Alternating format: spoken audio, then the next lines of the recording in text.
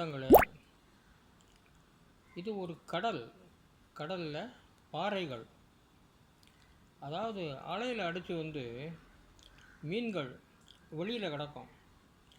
அந்த மீன்களை வந்து திங்கிறதுக்காக கொக்கு காத்துக்கிட்டு இருக்கும்ல, அதை பாருங்களேன். இங்கே இந்த பாறையில் நிற்கிது, இது கொக்கு. அந்த கொக்கு எப்படி போய் நிற்கிது பாருங்களேன்.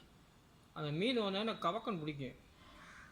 இந்த கொக்கை பார்த்தோன்னே என்ன ஞாபகம் வருதுன்னா, ஒரு அதுக்குன்னு ஒரு 2 லைன் இருக்குது பாருங்கள். ஓடு மீன் ஓட ஒரு மீன் வருமளவும் வாடி இருக்குமாம் கொக்கு.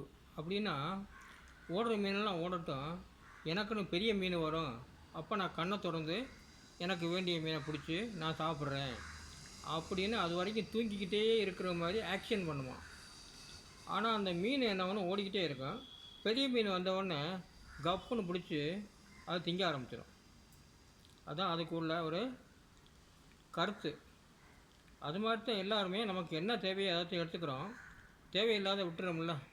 அந்த மாதிரி தான் அந்த கொக்கும்.